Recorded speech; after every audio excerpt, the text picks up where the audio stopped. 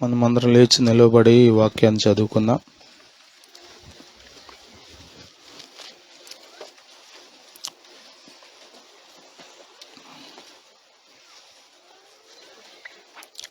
కీర్తనల గ్రంథం 37వ కీర్తన చదువుకుందాం.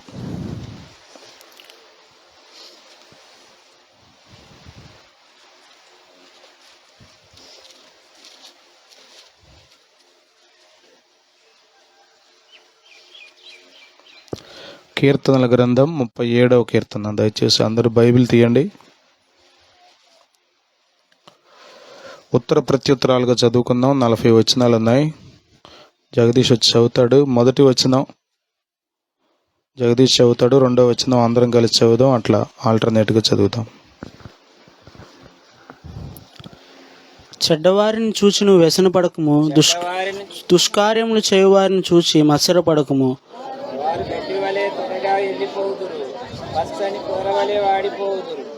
యెహోవా యందు నమ్మికయుంచి మేలు చేయుము, దేశమందు నివసించు సత్యమును అనుసరించుము.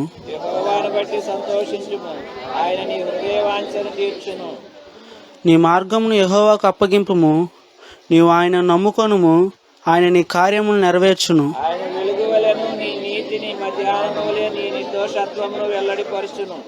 యెహోవా ఎదుట మౌనముగా నుండి ఆయన కొరకు కనిపెట్టుకొనుము. తన మార్గమును వర్ధిల్లు వారిని చూచి వ్యసనపడకము, దురాలోచన నెరవేర్చుకొని వారిని చూచి వ్యసనపడకము.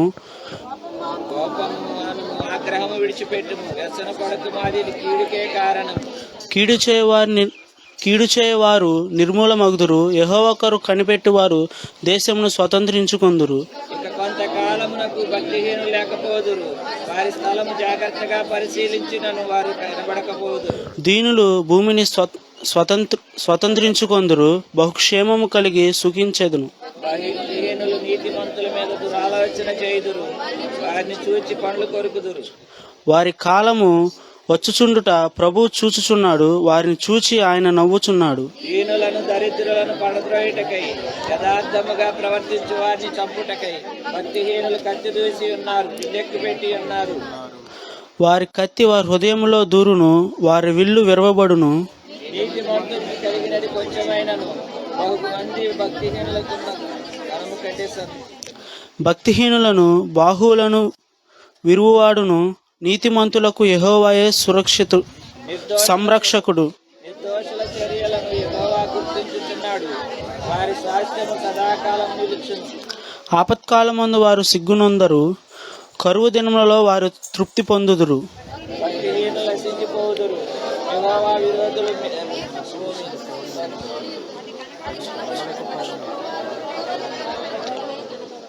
భక్తిహీనులు అప్పు చేసి తీర్చకయుందురు, నీతిమంతులు దాక్షిణ్యము కలిగి ధర్మమిత్తురు.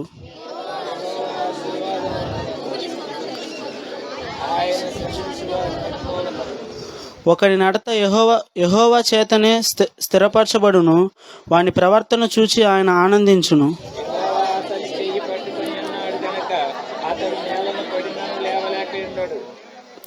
నేను చిన్నవాడినై ఉంటిని, ఇప్పుడు ముసలివాడినై ఉన్నాను. అయినను నీతిమంతులు విడుబట్టుట గాని వారి సంతానము భిక్షమెత్తుట గాని నేను చూచి ఉండలేదు.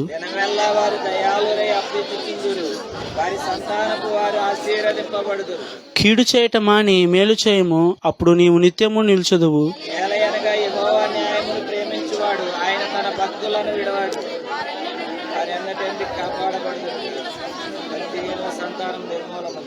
నీతిమంతుల భూమిని స్వతంత్రించుకొందురు, వారు దానిలో నిత్యము నివసించెదరు.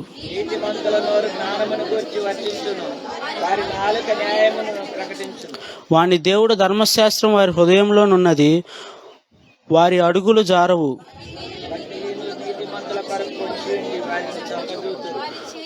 వాని చేతికి యెహోవా నీతిమంతులను అప్పగింపడు. వారు విమర్శకు వచ్చినప్పుడు ఆయన వారి దోషులుగా ఎంచడు.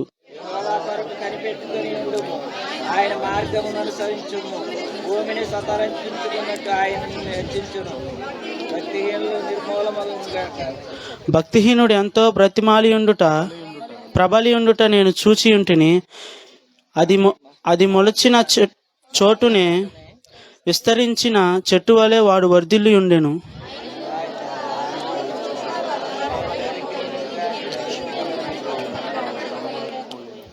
నిర్దోషులను కనిపెట్టుము, యథార్థవంతులను చూడుము. సమాధానపరచు వారి సంతతి నిల్చును గాని అపరాధులు నశించుదురు, భక్తిహీనుల సంతతి నిర్మూలమగును. యెహోవాయే నీతిమంతులకు రక్షణాధారము. బాధ కలిగినప్పుడు ఆయనే వారికి ఆశ్రయదుర్గము.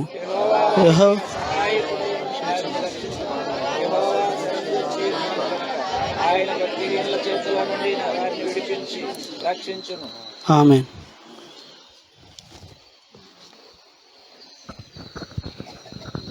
చదవబడిన కీర్తన ప్రభు మనందరి వెనుకడిలా ఆశీర్వదించును గాక.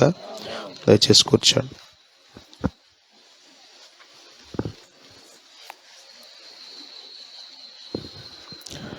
దేవుని పరిశుద్ధ నామమునకు మహిమ కలుగును గాక. ప్రభు అయిన యేసుక్రీస్తు నామములో పునరుత్థాన దినం దేవుని సన్నిధికి కూడి వచ్చిన మీ అందరికీ వందనాలు. దేవుడు అందరిని ఆశీర్వదించును గాక. హల్లెలూయా, హల్లెలూయా. చదవబడిన 37వ కీర్తన దావీదు రచించిన కీర్తన. దావీదు వృద్ధాప్యంలో రాసిన కీర్తన ఇది. మీకెట్లా తెలుసు పాస్టర్ గారు అంటే, ఈ కీర్తనలోనే అన్నాడు, నేను ఇప్పుడు ముసలివాడినై ఉంటిని అన్నాడు. అంటే ఎప్పుడు రాశాడని? దావీదుకున్న గొప్ప కృప ఏంటంటే, చిన్నప్పటి నుండి దేవుని స్తుతించేవాడు. వయసు పెరిగినంత మాత్రాన స్తుతి ఏమీ తగ్గలేదు. ముసలోడిని అయిపోయాను, ఇంకేమి స్తుతిస్తాను నేను, ఇంకా పాటలు పాడేంత ఉందంటారు నా దగ్గర కదా అని అనుకోలేదు, అని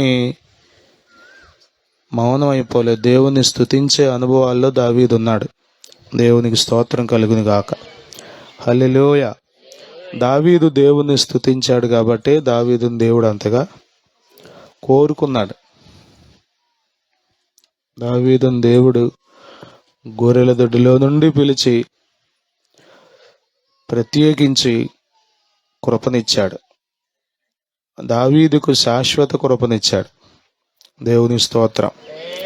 హల్లెలూయా, హల్లెలూయా. అద్భుతమైన కీర్తన ఇది, 37వ కీర్తన. అన్ని వచనాలు వివరించడానికి టైం చాలదు, కానీ ఒక్క మాట మీకు జ్ఞాపకం చేస్తున్నది ఏంటంటే, చూడండి 37వ కీర్తనలో 4వ వచనం.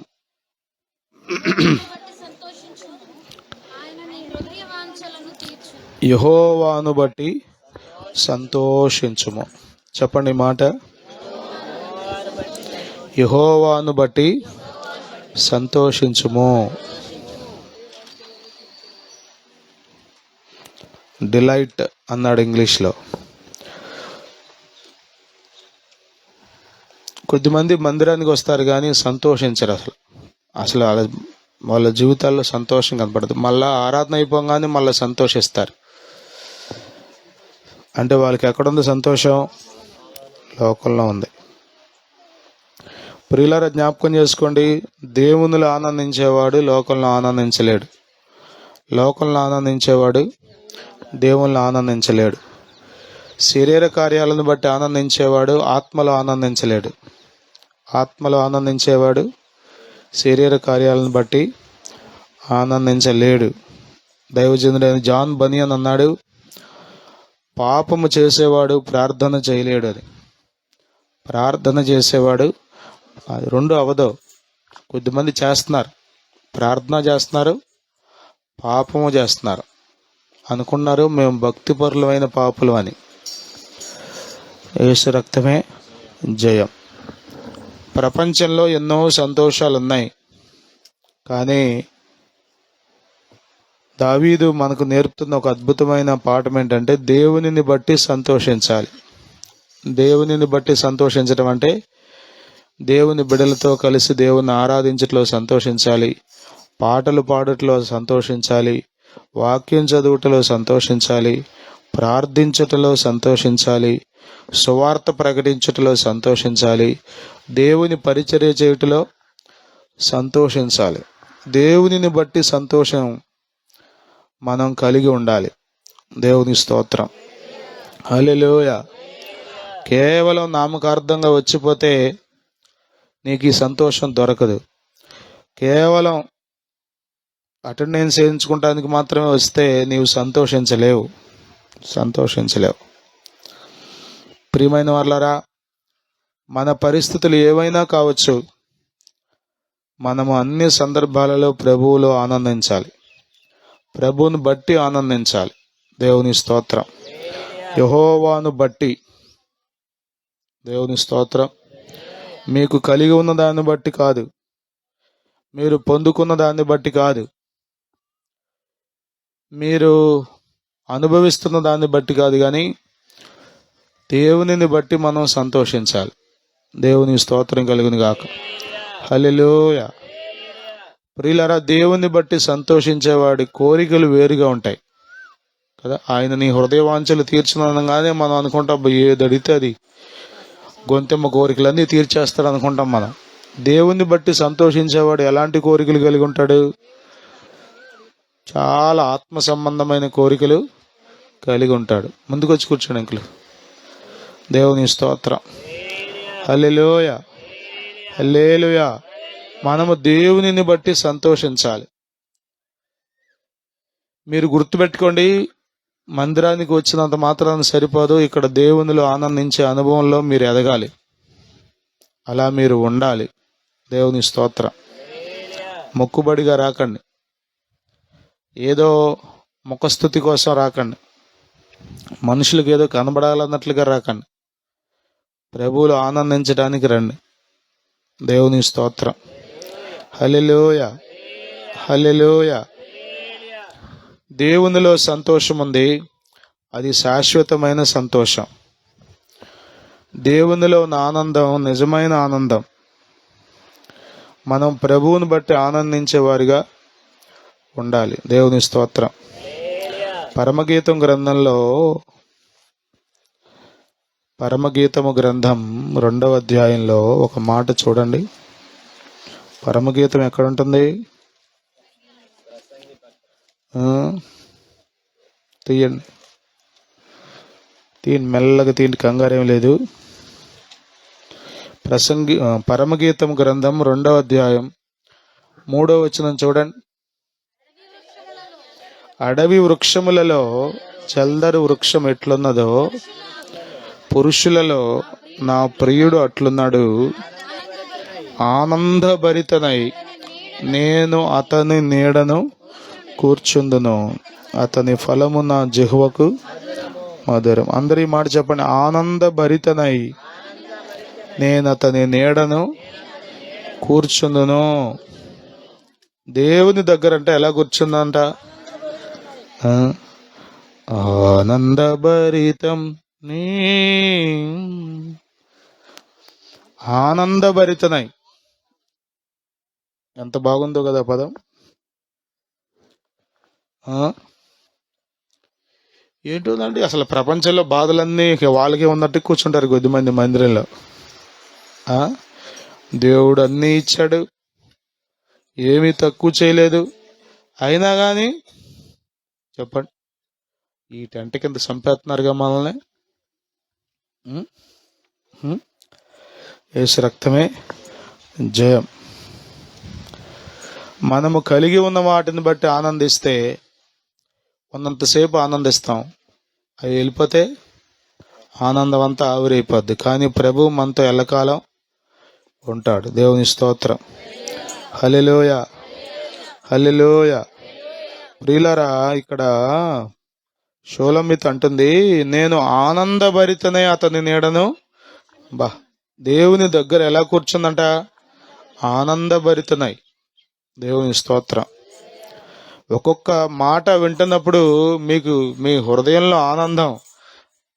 ఏమో చెప్పుకున్నాడు ఆయన, ఎప్పుడు ఏదో చెప్తానే ఉంటాడు, ఒక్క మొక్క అర్థం అవదు. ఏంటో మరి, తప్పట్లా మాకు ఎంతో, ఎప్పుడు తప్పుతాయో ఈ తిప్పలు మాకు. కొద్దిమంది అట్టా కూర్చుంటారు. యేసు రక్తమే. షోలమిత్ ఎలా కూర్చుందండి అతని నీడలో? ఆనందభరితనై. మొదటి యోహాను పత్రికలో మనం చదువుతాం కదా, 2వ అధ్యాయంలో, లోకమునైనను లోకములో ఉన్న వాటినైనను ప్రేమింపకుడి అంటూ అక్కడ అంటాడు. చదవండి, 2వ అధ్యాయం 15వ వచనం. మొదటి యోహాను పత్రిక 2వ అధ్యాయం 15 చదవమ్మా. ఎవడైనను లోకమును ప్రేమించిన ఎడల తండ్రి ప్రేమ వానిలో, ఈ రెండు కుదరవు. లోకమును ప్రేమించే వానిలో తండ్రి ప్రేమ ఉండదు. తండ్రి ప్రేమ ఉన్నవాడు లోకమును ప్రేమించలేడు. ఏ మనుష్యుడు 2 యజమానులకు దాసుడిగా ఉండనేరడు అని వాక్యం చెప్తుంది. ప్రియులారా, జ్ఞాపకం చేసుకోండి, మీరు దేవునిలో ఆనందించే వారిగా ఉండాలి. దేవుని స్తోత్రం. దేవునిని బట్టి ఆనందించే వారిగా ఉండాలి. స్తోత్రం. హల్లెలూయా, హల్లెలూయా. ప్రభువా, నశించిపోయే పాపినయ్యా, నన్ను రక్షించావు నాయనా, నీకు వందనాలయ్యా అని ప్రభువులో మనం ఆనందించాలి.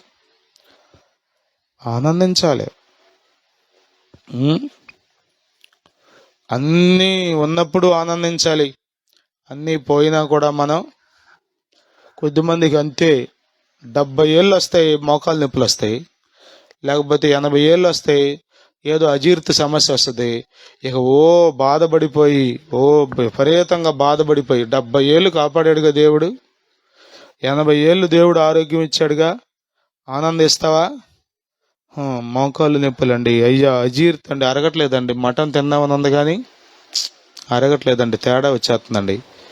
70 ఏళ్ళు తిన్నావు చాలేదా? చెప్పండి. ఆనందించవా అసలు దేవుల్లో? ఏది ఆనందం? ఏది? ప్రియులారా, లోకంలో ఆనందిస్తే నువ్వు దేవుళ్ళు ఆనందించలేవు. అర్థమవుతుందా? కొద్దిమంది ఇక్కడ అక్కడ ఆనందించాలని ప్రయత్నం చేస్తున్నారు. బెడిసి కొట్టి నరకంలో పడతావు, జాగ్రత్త. అర్థమవుతుందా? పరిశుద్ధుడైన దేవుల్లో నీవు ఆనందించితే పాపంలో ఆనందించలేవు. పాపం చేయడానికి ఇష్టపడలేవు. పాపంలో ఆనందించే నీవు పరిశుద్ధుడైన దేవుని దగ్గర పవిత్రుడు ఎలా అవుతావు? ప్రియులారా, మనము దేవునిని బట్టి ఆనందించాలి. దేవుని పిల్లలు దేవునిని బట్టి ఆనందించే వారిగా ఉండాలి. యెహోవాను బట్టి సంతోషించుము అన్నాడు. ప్రియులారా, జ్ఞాపకం చేసుకోండి, యవనస్తుడు తన యవన కాలాన్ని బట్టి సంతోషిస్తాడు. అబ్బో, నచ్చినట్టుగా బ్రతకాలని కోరుకుంటాడు. కానీ ఏం జరుగుద్ది?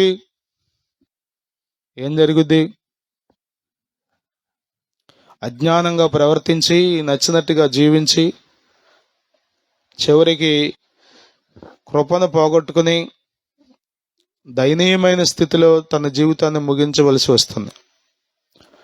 గమనించండి. లోకం పాపంలో ఆనందిస్తుంది. దేవుని బిడ్డలు దేవునిలో ఆనందించే వారిగా మారాలి. అలా మనం ఎదగాలి. దేవుని స్తోత్రం. హల్లెలూయా. వాక్యంలో ఆనందం ఉంది తెలుసా మీకు? వాక్యంలో ఆనందం ఉంది. ప్రార్థనలో ఆనందం ఉంది తెలుసా? గంటలు ప్రార్థన చేస్తే ఎందుకు చేస్తున్నారు వాళ్ళు? అసలు మోకరించి సేపు ఎట్ట చేస్తున్నారండి? ఏంటో 2 నిమిషాలు చేస్తుండే 2 యుగాలు లేకుందండి నాకు. అసలు కళ్ళు మూసుకుంటే చాలు ఏంటో కనబడుతున్నాయండి. కొద్దిమందికి లేదు. అసలు భక్తిలో ఆనందం ఉందని తెలుసా మీకు? దేవుని దగ్గర ఆనందం ఉందని తెలుసా? ఎందుకు భక్తులు ప్రాణాలు ఇచ్చేస్తున్నారు? ఎందుకు భక్తులు శ్రమలకు, హింసలకు, అవమానాలకు గురైనా కూడా ప్రభువులో ఉంటున్నారు, ప్రభు పని చేస్తున్నారంటే అందులో ఉన్న ఆనందం అది. దేవుని స్తోత్రం. హల్లెలూయా, హల్లెలూయా. నీకు అన్ని రుచులు తెలిసాయి కదా. మామిడికాయ రుచి తెలిసింది నీకు, ముంజల రుచి తెలిసింది నీకు, ఈతకాయల రుచి తెలిసింది నీకు. అసలు మటన్లో అండి ములక్కాయ వేస్తే ఉంటుందండి.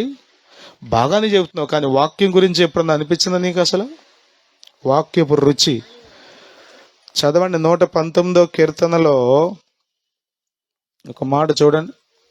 119వ కీర్తన 111వ వచనం. నీ శాసనములు నాకు హృదయానందకరములు. చెప్పండి ఈ మాట, నీ శాసనములు నాకు హృదయానందకరములు. దావీదు అంటున్నాడు, దేవుని వాక్యం అంటే అతని హృదయానికి ఆనందాన్ని కలుగజేస్తుందంట. 92వ వచనం కూడా చూడండి, అక్కడే, నీ ధర్మశాస్త్రము నాకు సంతోషం ఇయ్యని ఎడల నా శ్రమయందు నేను. ధర్మశాస్త్రం సంతోషం ఉంది. శ్రమ వెంబడి శ్రమ వచ్చినా, కష్టం వెంబడి కష్టం వచ్చినా, పేక మీద కత్తి పెట్టి పేకలు కోసేస్తున్నా ఎందుకు భక్తులు ఆనందిస్తున్నారు తెలుసా? చెప్పండి. గ్రహం స్టైన్స్ తన 2 కుమారులను జీబులో పెట్టి తగలబెట్టేస్తే ఒరిస్సా రాష్ట్రంలో భార్య కూతురు ఇద్దరే మిగిలారు. ఆస్ట్రేలియా దేశం నుండి వచ్చారు కుష్ఠరోగుల మధ్య సేవ చేయడానికి. ఇటు చూడండి నా వైపు. ఆదివారం ఒక్కరోజే కదా నన్ను చూసేది మీరు. చూడండి, మిగతా రోజులు అట్టాక నేను కనపడను, మీరు కనపడరు. ఎందుకు వారు ఆస్ట్రేలియా దేశం నుండి వచ్చి అట్లాగే ఇంకా పరిచయం చేస్తున్నారు అంటే దేవునిలో ఉన్న ఆనందం అది. దేవునిని బట్టి కలిగే ఆనందం అది. క్షమాపణలో ఉన్న ఆనందం అది. వాక్యమును నెరవేర్చుటలో ఉన్న ఆనందం అది. ప్రియులారా, ఈ ఆనందం పొందకపోతే ఒకవేళ నీకు ₹1,00,00,000 వచ్చిన మందిరానికి వచ్చిన తర్వాత నువ్వు పోగొట్టుకున్నావు చాలా. మందిరానికి వచ్చిన తర్వాత నీకు చెప్పండి ఎకరాలు పొలం కలిసినా నీవు శ్రేష్టమైన దాన్ని పోగొట్టుకున్నావు. చాలా మందికి ఇదే, మందిరానికి వచ్చాకండి భలే కలిసిందండి, అసలు ఒక మేడే కట్టననుకున్నా కానీ 2 అంతస్తులు కట్టించాడండి. లోకంలో ఎంతమంది కట్టుకోలేదు? లోకంలో ఎంతమంది కట్టుకోవట్లేదండి మేడలు? లోకంలో ఎంతమంది భూములు కొనుక్కోవట్లేదు? వాళ్ళకు ప్రభు తెలుసా? మందిరం తెలుసా? వాక్యం తెలుసా? ప్రార్థన తెలుసా? పరిశుద్ధత తెలుసా? నీతి తెలుసా? పరలోకం గురించి తెలుసా? ఏమి తెలియదు వాళ్ళకి. కానీ వాళ్ళు అన్నీ సౌఖ్యంగా భూమి మీద పొందుకుంటున్నారు, కలిగి ఉంటున్నారు. చాలా సార్లు మనం భౌతికమైన వాటినే ఆశీర్వాదాలు అనుకుంటున్నాం. భౌతికమైన వాటిని బట్టి, మనము కలిగి ఉన్న వాటిని బట్టి మనం ఆనందిస్తే ఎక్కువ కాలం ఉండదు ఆనందం. ఎక్కువ కాలం ఉండదు ఆనందం. యోబు దేవునిని బట్టి ఆనందించాడు కాబట్టి చెప్పండి, యోబు ఉన్న ఆనందించాడు, పోయిన ఆనందించాడు. చదవండి ఈ మాటలు, యోబు గ్రంథం 22వ అధ్యాయం 26వ వచనం. అప్పుడు నీవు సర్వశక్తిని యందు ఆనందించదవు. ఎప్పుడో చెప్తాను చూడండి జాగ్రత్తగా. అప్పుడు నీవు సర్వశక్తిని యందు ఆనందించదవు. దేవునికి స్తోత్రం, హల్లెలూయా. అన్ని ఆనందాలకల్లా శ్రేష్టమైంది దేవునిలో ఆనందం. అన్ని సంతోషాల కంటే శ్రేష్టమైంది దేవునిలో ఉండే సంతోషం. తేమానీయుడైన ఎలీఫజు యోబుతో మాట్లాడుతున్నాడు. యోబు ఆల్రెడీ దేవునిలో ఆనందిస్తున్నాడు. పాపం తెలియదుగా ఏదో బోధ చేద్దాం అనుకుని చేస్తున్నాడు. అతడు చెప్పేవి మంచి సంగతులే కానీ యోబుకు అవసరం లేని సంగతులు. యోబు అప్పటికే దేవునిలో ఉన్నాడు, యోగ్యంగా ప్రవర్తిస్తున్నాడు. మీరు చదవండి 21వ వచనం నుండి కొన్ని మాటలు చూడండి. ఆయనతో సహవాసము చేసిన ఎడల నీకు సమాధానము కలుగును. ఇది ఎలా నువ్వు దేవుని ఆనందిస్తావంటే దేవునితో సహవాసం చేయాలి. దేవుని స్తోత్రం, హల్లెలూయా, హల్లెలూయా. నీవు లేని రోజు అసలు రోజే కాదయా. భక్తులు రాసుకున్నారు పాపం. ఆయన మనకు ఆయన ఉన్నా లేకపోయినా పెద్ద ఇబ్బంది ఏమి లేదు. రోజులు గడిచిపోతున్నాయి, సంవత్సరాలు దొల్లిపోతున్నాయి, బాగానే అంతా నడిచిపోతుంది కదా. నీవే లేకపోతే నేనసలే లేనయా. ప్రియులారా, జ్ఞాపకం చేసుకోండి, దేవునితో సహవాసం నేను దేవునిలో ఆనందించేటట్టు చేస్తుంది. స్తోత్రం, హల్లెలూయా, హల్లెలూయా. చూడండి అక్కడ ఇంకా మాటలు చూడండి. ఆయన నోటి ఉపదేశమును అవలంబించుము, ఆయన మాటలను నీ హృదయములో. దేవుని వాక్యాన్ని అవలంబిస్తే నీవు ఆనందిస్తావు దేవునిలో. అర్థమవుతుందా? దేవునిలో నీవు ఆనందించాలంటే దేవుని వాక్యాన్ని అవలంబించాలి. ఓ ఎంటం కాదు కదా. ఇందాకడ ఆమె ప్రార్థన చేసింది, అమ్మగారు ఏం చేశారు, అయ్యా ఇక్కడ ఏమన్నా జరిగితే నీకు అవమానం అయ్యా అని. అస్సలు అవమానం కాదు. మందిరంలో చచ్చిపోతే అవమానం కాదు, మందిరానికి వచ్చే వాళ్ళు పాపం చేస్తే దేవునికి అవమానం. అర్థమవుతుంది? మందిరంలో ఇప్పుడు భక్తులు చచ్చిపోతున్నారు. ప్రవీణ్ పగడా గారు పోయిన సంవత్సరం చచ్చిపోయాడు, తాగి చచ్చిపోయాడు అన్నారు, ఇంకేదో అన్నారు. దేవునికి అవమానం అనుకున్నారా? భక్తులు చచ్చిపోతున్నారండి. భక్తులు చచ్చిపోతే దేవునికి అవమానం ఏం కాదు. మందిరానికి వచ్చేవాడు బయటికి వెళ్ళి పాపం చేస్తే అప్పుడు దేవునికి అవమానం. మనం వాక్యాన్ని అవలంబించకపోతే దేవునికి అవమానం. మనం దేవుని మాట వినకపోతే దేవునికి అవమానం. అర్థమవుతుందా? ఇక్కడంతా చెప్పే బాధ ఒకటి చెప్పరండి. అడుగుతున్నారంటే ఏంటమ్మా మీ చర్చిలో విచారం చేయమని చెబుతున్నారా? ఎప్పుడన్నా నేను చెప్పానా? మరి ఎందుకు చేస్తున్నారమ్మా మీ చర్చికి వచ్చే వాళ్ళంటే ఏమని చెప్పాలి? వాళ్ళు అక్కడ ఆనందం ఎత్తుక్కున్నారు, ఇక అక్కడే బంధించబడ్డారు. ఇక అక్కడ విడుదల పొందాలనే ఆశ లేదు, దేవునిలో ఆనందం వెతుక్కోవాలనే కోరిక మనసులో లేదు. ఇక అక్కడ బంధించబడ్డారు అంతే. కట్టబడిన గాడిదది. విడుదల కొరకైన ఆశ లేదు, దేవునిలో ఆనందం కొరకైన వెతుకులాట లేదు. అక్కడ అంటున్నాడు, అందుకనే నీవు దేవుని మాటలు అవలంబించాలి. ఆయన నోటి ఉపదేశమును, అది దేవునిలో ఆనందించాలంటే దేవునితో సహవాసం చేయాలి, దేవుని మాటలు అవలంబించాలి, దేవుని మాటలు నీ హృదయంలో ఉంచుకోవాలి. 4వ మాట ఏంటో తెలుసా?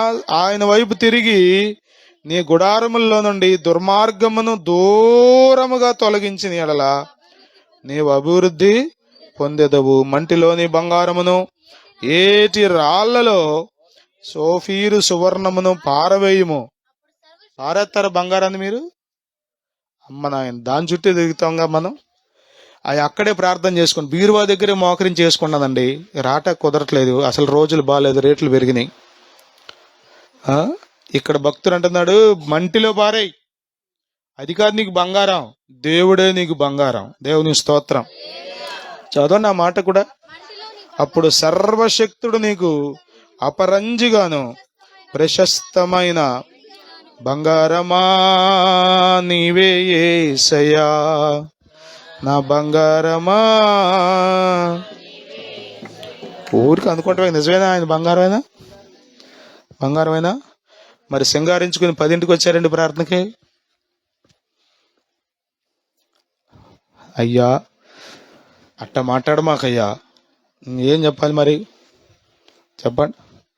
యేసయ్య బంగారం అయితే 9ంటికి ప్రార్థన అయితే మీరు ఎన్నింటికి రావాలి చెప్పరండి? విచారం అనేక మార్లు మీతో చెప్తాను. మనం అన్ని సమయాలకు ముందే ఉంటాం. రైల్వే స్టేషన్కి ముందే వెళ్తాం, ఎయిర్పోర్ట్కి అయితే ఇంకా ముందే వెళ్తాం, సినిమా హాల్కి అయితే అస్సలు అబ్బే. యేసు రక్తమే జయం. కానీ ఎందుకో మనము దేవునిలో ఆనందించట్లా. ఆనందిస్తే ఎట్లా వస్తామో తెలుసా? వేరుగా ఉంటుంది నీకు మనం వచ్చే విధానం. ఇలాంటి అనుభవాలు మీలో ఉన్నప్పుడు మీరు సర్వశక్తులను ఆనందించినట్లు లెక్క. దేవుని ఆనందిస్తున్నారంటే గుర్తుండి తెలుసా? ఆయనతో సహవాసం చేస్తారు. దేవుని స్తోత్రం. హల్లెలూయా. ఎప్పుడో మధ్యలో వచ్చి మధ్యలో వెళ్ళిపోవడం కాదు, సహవాసం చేస్తారు. గంటలు కూర్చుంటారు కదా. అన్నా అనే ప్రవక్త అంటే భర్త చచ్చిపోయాడంట, 84 ఏళ్ళు దేవాలయం విడవకుండా మందిరంలోనే పగల రాత్రి ఉపవాసం ఉండి ప్రార్థన చేస్తున్నాడు. ఏముంటాయి ఆవిడికి ప్రార్థనలు చెప్పండి? భర్త లేడు, పిల్లలు లేరు, 84 ఏం చేసి ఉంటుందంటారు ప్రార్థన? మనకి అన్నీ ఉండే కానీ ప్రార్థన రావట్లే అసలు. భర్త ఉన్నాడు, పిల్లలు ఉన్నారు, బోళ్ళని సమస్యలు ఉన్నాయి కానీ ప్రార్థన రావట్లా. కానీ ఆమెకి ఏమీ లేవు. తాడు బొంగరం అంటారా? ఏమీ లేదు. కానీ 84 ఏళ్ళు మందిరంలో ప్రార్థన చేసిందంట. ఏమని చేసి ఉంటుందంటారు? పిల్ల వాళ్ళని చేసి ఉంటుందంటారా? చెప్పండి, ఏమని చేసి ఉంటుందంటారు? ఆమె దేవునిలో ఆనందించడానికి అలవాటు పడింది కాబట్టి 84 ఏళ్ళు ఆనందించింది. చెప్పండి, మనం 2 గంటలు 9 to 12 వేసుకుంటే 3 గంటలు ఆనందిస్తున్నారా? మీరు ఆనందిస్తున్నామనే భ్రమల్లో బ్రతుకుతున్నారా? మేము కూడా యేసు ప్రభువుని నమ్ముకున్నామండి, మేము కూడా మందిరానికి వెళ్తున్నామండి అనుకుని సరిపెట్టుకుంటున్నారా? ఒకసారి మనల్ని మనం పరీక్షించుకోవాలి. దావీదు అంటున్నాడు, యెహోవాను బట్టి సంతోషించుము, ఆయన నీ హృదయ వాంఛలను తీర్చును. ప్రియులారా, దేవుడు తీరుస్తాడు. దేవుడు ఎందుకు విడిచిపెడతాడు? మీరు చదివితే 21వ కీర్తన మొదటి వచనం చదవండి. 21వ కీర్తన, యెహోవా రాజు నీ బలమును బట్టి సంతోషించుచున్నాడు.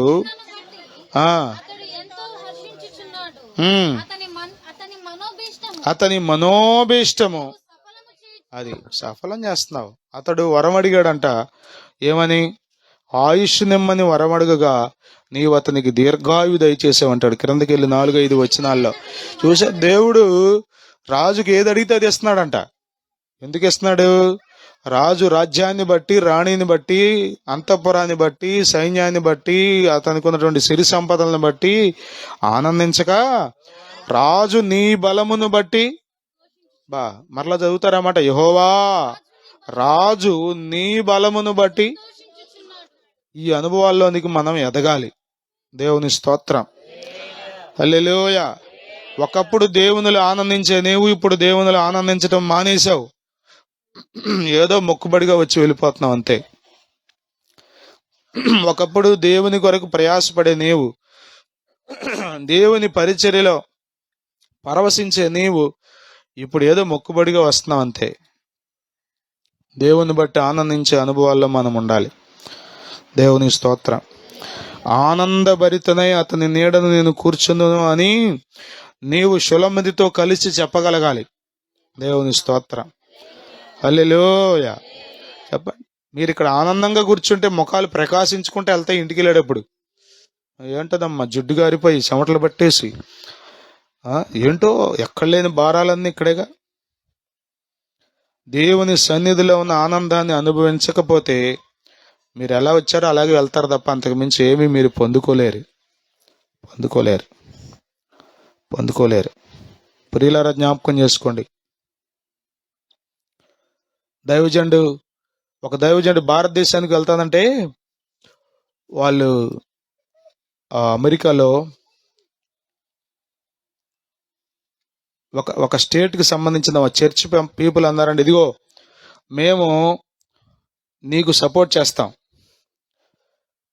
ఏం కావాలో అడుగు అంటే వాళ్ళు సంథింగ్ ఆయన అడిగాడంట, ఇది కావాలి మాకు పరిచర్య కొరకు అక్కడ అవసరం ఉందంటే వాళ్ళు అన్నారంటే సంఘస్థులు అందరూ, ఇదిగో మేము ఈ రోజు మొదలుకొని మేము టిఫిన్ ఖర్చు అంతా వారంలో ఒకరోజు టిఫిన్ మానేస్తున్నాం, ఆ ఖర్చు అంతా పోగేసి నీకు పంపిస్తాం, అక్కడ నువ్వు పరిచర్య చేయమన్నారంట. తిండి మానేస్తాడు ఎవడన్నా అసలు? చెప్పండి, మానేస్తాడా? అది ఎక్కడో వేరే దేశంలో ఉన్న ప్రజల కొరకు పంపిస్తారా? చాలాసార్లు మన వాళ్ళు ఏదేదో అనుకుంటారు, అమెరికా సపోర్ట్ అండి, అదండి ఇదండి అని పిచ్చి మాటలు. నువ్వు పంపిస్తావా ఎవరికన్నా? నీ కూతురికి పంపించడానికే వెలువెల్లాడిపోద్ది ప్రాణం. కోడలుగా ఉన్న పెడతాకే అల్లాడిపోతావు. మరి కాని దేశం, అసలు ఏమాత్రం రిలేషన్ లేదు, సంబంధం ఏమి లేదు, అయినా ఎందుకు పంపిస్తున్నారు వాళ్ళు? చెప్పండి. అందులో ఉన్న ఆనందం వాళ్ళకి అర్థమైంది. దేవుని స్తోత్రం, హల్లెలూయా. ఇప్పుడు పేద విధవరాలు జీవనం అంతా వేసేసిందంట కానుకలు పెట్టిలో. ఉన్నాయి ఏందంట 2 కాసులు ఉన్నాయి అంతా. ఏంటి? అందులో ఆనందం ఆమెకు అర్థమైంది. ఇచ్చుటలో ఉన్న ఆనందం, దేవుని పని చేయుటలో ఉన్న ఆనందం, దేవుని పని కొరకు ప్రాణాలు అర్పించుటలో ఉన్న ఆనందం వాళ్ళకు అర్థమైంది. కాబట్టి చెప్పండి, వాళ్ళు వెనకట్లా. మీరు చదివితే ప్రకటన గ్రంథంలో ఆ మాట చదువుతాం.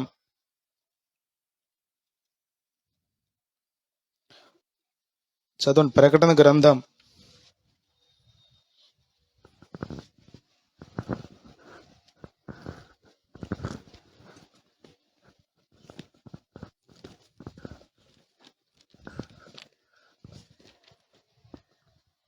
12వ అధ్యాయం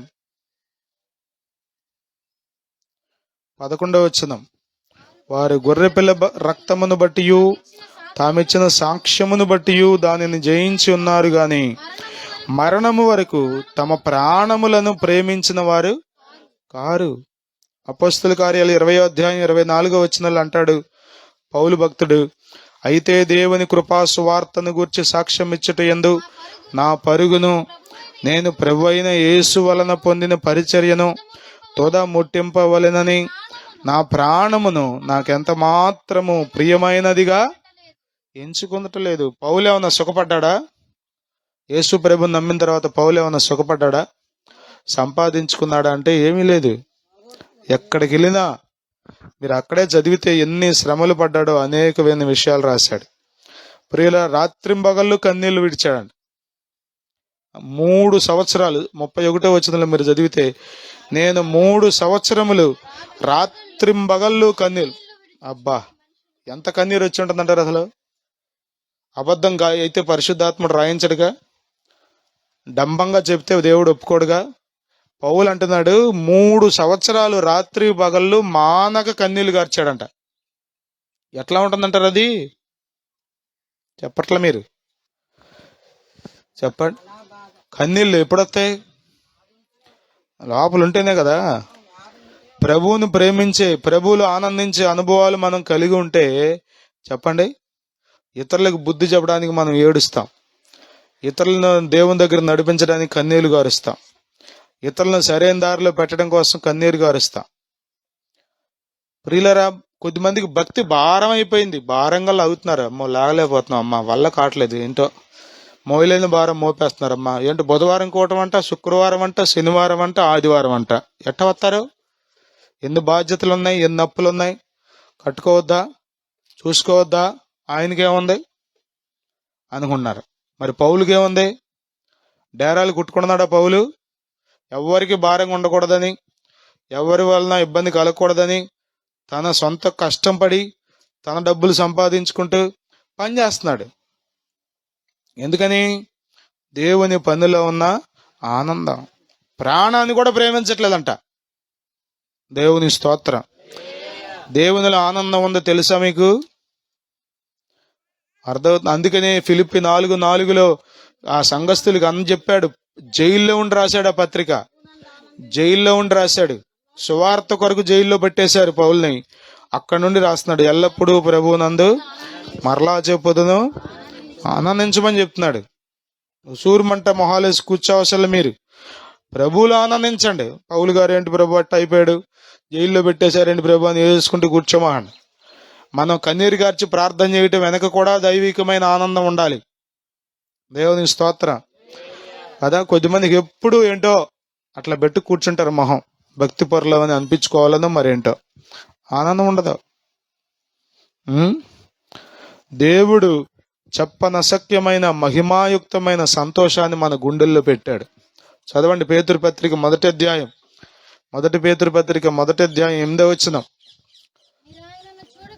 మీరు ఆయనను చూడకపోయినను ఆయనను ప్రేమించుచున్నారు, మీరు ఆయనను కన్నులారా చూడకయే విశ్వసించుచు మీ విశ్వాసమునకు ఫలమును అనగా ఆత్మరక్షణను పొందుచు చెప్ప సత్యమును మహిమాయుక్తమైన సంతోషము కలవారై ఆనందించుచున్నారు. దేవుని స్తోత్రం.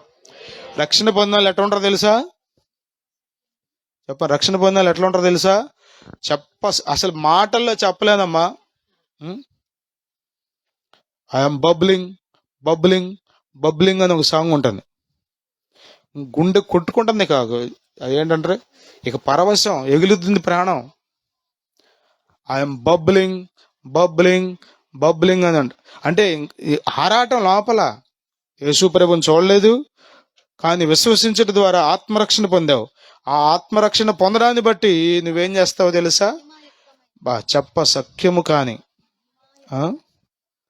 ఎంత ఆనందం. మాటల్లో రక్షణ పొందిన వారు అనుభవిస్తున్నారా మీరు? ఒకవేళ అనుభవించకపోతే మీరు నిజంగా రక్షణ పొందలేదని గ్రహించి మరలా ప్రభు తట్టు తిరిగి మారు మనసు పొందండి. రక్షణలో ఆనందం ఉంది. హల్లెలూయా. ఇది రక్షణానంద భాగ్యమే. ఏ ఆనందం చెప్పండి? అదే ఏంటమ్మా, అసలు ఏమీ లేకపోయినా, తినటానికి తిండి లేకపోయినా, మంచి బట్టలు లేకపోయినా, మంచి ఇల్లు లేకపోయినా ఏంటి ఆనందంగా వెళ్ళిపోతారండి మందిరానికి అనాలి మనల్ని చూసి. మనమేమో చెప్పండి, ఇట్లా కూర్చుని ప్రభువా అసలు ఏడు అంత బాధ ఏంటో.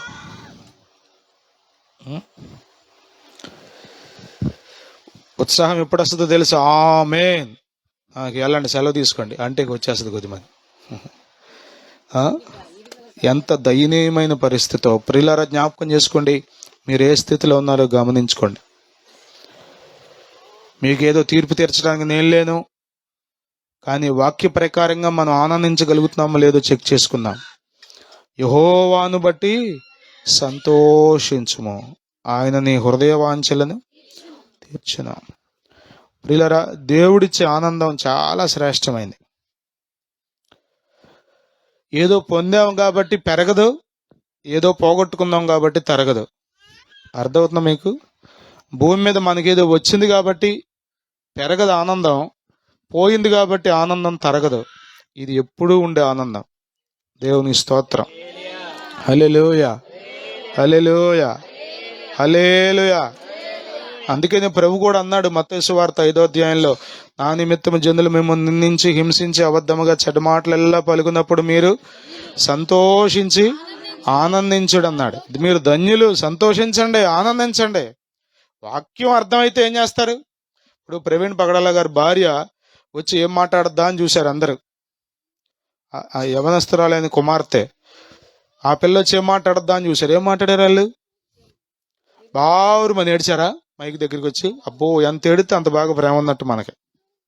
పెద్ద పెద్ద శోకండాలు వేసి ఎన్నెన్ని మాటలు అంటామో,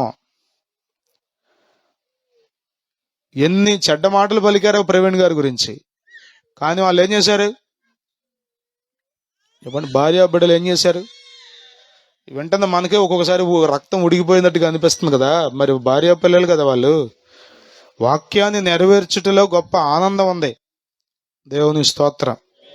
హల్లెలూయా. కాబట్టి ప్రియులరా, మనం ఆనందించాలి. ఆమేన్, హల్లెలూయా, హల్లెలూయా. దేవునిలో ఆనందం పొందుకోవాలనే ఆశతో మీరు మందిరానికి రావాలి. మందిరానికి వస్తే నాకు పెళ్ళి అవుద్దంట, మందిరానికి వస్తే అబ్బాయికి ఉద్యోగం వస్తుందంట, మందిరానికి వస్తే అది జరుగుద్దంట, ఇది జరుగుద్దంట. అవన్నీ జరుగుతాయి. వాటికి మించి గొప్ప ఆనందం ప్రభు మీకు ఇస్తాడు. హల్లెలూయా, హల్లెలూయా. ఆనందం మహానందం, మహానందం, మహానందం, గొప్ప ఆనందం. చెప్ప సత్యము కాని మహిమాయుక్తమైన, అంటే మహిమతో కూడిన ఆనందం. దేవుని స్తోత్రం. హల్లెలూయా, హల్లెలూయా. ప్రభు మీకు ఇస్తాడండి, ప్రభు మీకు ఇస్తాడు. ఆకుకూరల భోజనం తింటున్నారంట నలుగురు యవనస్తులు. ఆకుకూరల భోజనం తింటున్నారంట. మిగతా వాళ్ళందరూ రాజు భుజించే భోజనం తింటున్నారంట.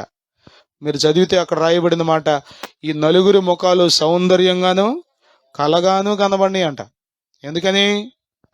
ఆకుకూరలో ఉందనుకో మహండే, కొద్దిమందికి అది అట్టా పట్టుకుంటారు. ఆకుకూరలు తింటే మొహాలు కలకల్లాడతాయంట. మీకు రోజు ఆకుకూరలే.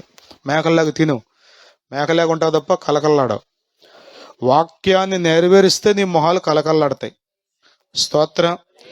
దేవుని భయం నీ గుండెల్లో ఉంటే నీ మొహం సౌందర్యంగా ఉంటుంది. అర్థమవుతుందా? కొద్దిమంది ఎంతసేపు ఉన్నా రారు, ఎంతసేపు ఉన్నా రారు. మొన్న కూడా ఒక పెళ్ళికి వెళ్తే 1 గంట కూడా తీసుకురాలే పెళ్లి కూతురుని.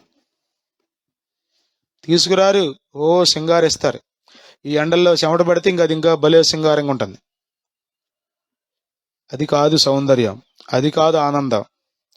ప్రియులరా, దేవునిలో ఆనందం ఉంది, దాన్ని మీరు అనుభవించాలి. స్తోత్రం. దేవునిలో ఉన్న ఆనందం శాశ్వతమైంది, ఎప్పుడూ ఉండేది. దేవుని స్తోత్రం.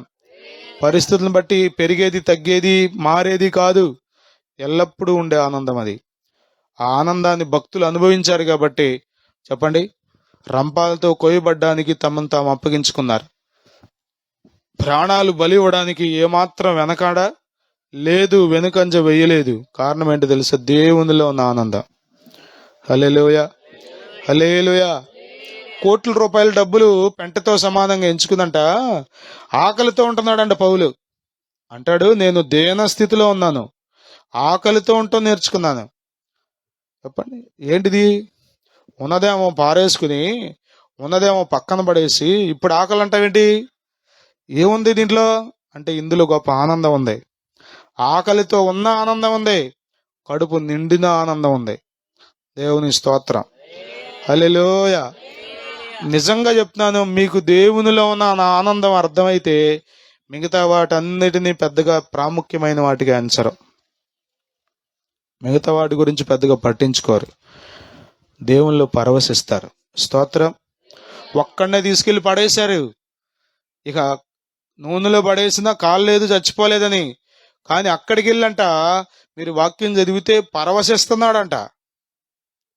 ఎక్కడ?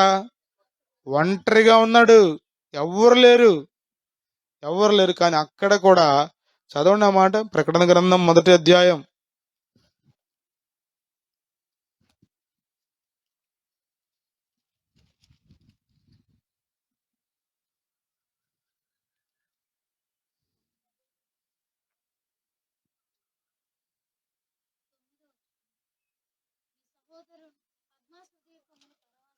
ఉమ్. 10వ వచనం చూడనా? ప్రభు దినమందు ఆత్మవశుడనై ఉండగా అన్నాడు. ఆత్మవశుడు అంటే అర్థం ఏంటి? ఆత్మలో ఆనందిస్తూ పరిశుద్ధాత్మకు తందాన్ని అప్పగించుకున్నాడు. దేవుని స్తోత్రం, హల్లెలూయా, హల్లెలూయా. ఆత్మానందం ఉందా? ఈరోజు పెంటెకోస్టల్ డే, ప్రపంచ పెంతెకోస్తు దినోత్సవం. ఈస్టర్ రోజున యేసు ప్రభు వారు తిరిగి లేచారు. ఆ రోజు మొదలుకొని 50వ రోజు దాన్ని పెంతెకోస్తు పండుగ అంటారు. ఆ దినాల్లో చేశారు. అపోస్తుల కార్యాలు 2వ అధ్యాయంలో జరిగింది ఏంటి? పెంతెకోస్తు పండుగ రోజున మేడగది మీద 120 మంది ఏకమనసుతో ఎడతెక్క ప్రార్థన చేసినప్పుడు పరిశుద్ధాత్ముడు వారి మీద కుమ్మరించబడ్డాడు. దాన్ని పెంతెకోస్తు దినం అంటారు. ఇది 50వ రోజు. ఈస్టర్కి లెక్క పెడితే కరెక్ట్గా 7 వారాలకి వచ్చే సండేని పెంతెకోస్తు డే అంటాం. పెంటెకోస్తు డే, ఇది పెంతెకోస్తు దినం. వారు ఆత్మలో ఆనందించారు, పరవశించారు, పరవళ్ళు తొక్కారు, సమస్తాన్ని మర్చిపోయారు. దేవుని స్తోత్రం, హల్లెలూయా, హల్లెలూయా. ఆత్మవశుడయ్యాడంట. కాలిన బొబ్బలు లేవా ఒంటి మీద? నూనెలో పడేశారంట. కళాయిలో ఏముంటుంది చెప్పండి? గారెల్లాగా ఏగుంటుంది ఒళ్ళంతా. కానీ అక్కడేమవుతున్నాడంట? అది కొంచెం బాధ ఉంటే చాలు, ఇక దాని గురించి ఆలోచన ఏంటో నాకే వచ్చినాయి బాధలన్నీ. ఇక ఇదే గొడవ తప్ప ఆత్మలో ఆనందించే అనుభవం ఉందా? ప్రియులారా, మనం ఆత్మలో ఆనందించాలి, దేవునిని బట్టి ఆనందించాలి, వాక్యంలో ఆనందించాలి, దేవుని బిడ్డల సహవాసంలో ఆనందించాలి. దేవుని స్తోత్రం. 1వ కీర్తనలో చదువుతాం కదా, యెహోవా ధర్మశాస్త్రమునందు నిన్నైనా చెప్పుకోవచ్చు వాక్యంలో. కాబట్టి ప్రభువులు ఆనందించండి. ఒకవేళ ఆనందించకపోతే మీరు చాలా పోగొట్టుకుంటున్నారని గ్రహించుకుని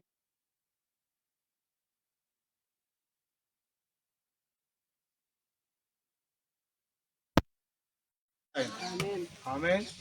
అట్టి గొప్ప కృప ప్రభు మనందరికీ దయచేయును గాక.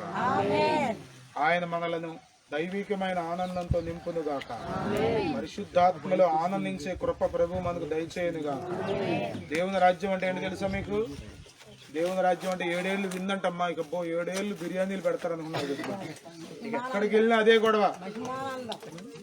దేవుని రాజ్యము భోజనము పానము కాదు గాని నీతి, సమాధానము, పరిశుద్ధాత్మ అందలి. రోమా 14:17 మాట చదువుతాం. దేవుని రాజ్యం అంటే ఏముంటుంది తెలుసు? అక్కడ పరిశుద్ధాత్మలో, అంతే తప్ప ఏదో భోజనాలు పెడతారు ఇక వాళ్ళు చెప్పుకోమంటే వంట చేస్తూ ఉంటుంది, మనం తింటా ఉండొచ్చు అనుకున్నారంటే 7 ఏళ్ళు వండుద్ది అనుకున్నారా? కేవలం భౌతికమైన భోజనాల గురించే కొద్దిమంది గొడవ. దేవుని రాజ్యంలో పరిశుద్ధాత్మలో ఆనందం ఉంది. అదే ఆనందం దేవుని రాజ్యం. అందుకే ప్రభు అన్నాడు, దేవుని రాజ్యం అక్కడుంది ఎక్కడుందంటే పరిగెత్తమాకండి, దేవుని రాజ్యం మీ మధ్యలో ఉందన్నాడు. ఎక్కడ ప్రజలు దేవుని ఆనందిస్తారో అక్కడ దేవుని రాజ్యాన్ని వాళ్ళు అనుభవిస్తారు. హల్లెలూయా. మీ ఇల్లు పరలోకంగా ఉండాలంటే మీ ఇంట్లో పరలోకపు ఆనందం మీరు అనుభవించాలి. అర్థమవుతుందా? మీరు పరిశుద్ధాత్మలు ఆనందించేవారైతే మీ ఇంట్లో పరలోక రాజ్యం ఉన్నట్టే. మీరు దేవుని రాజ్యాన్ని భూమి మీద అనుభవిస్తున్నట్టే. మీరు మందిరంలో పరిశుద్ధాత్మలు ఆనందించే అనుభవాలు కలిగి ఉంటే మీరు మందిరంలో దేవుని రాజ్యాన్ని అనుభవిస్తున్నట్టే. దేవుని రాజ్యం మన మధ్యలో ఉన్నట్టే. హల్లెలూయా, హల్లెలూయా. కాబట్టి ప్రియులారా, మనం దేవునిలో ఆనందించుదుము గాక. ప్రభు ఈ మాటలు మన కొరకు దీవించును గాక. ఆమేన్. హల్లెలూయా, హల్లెలూయా.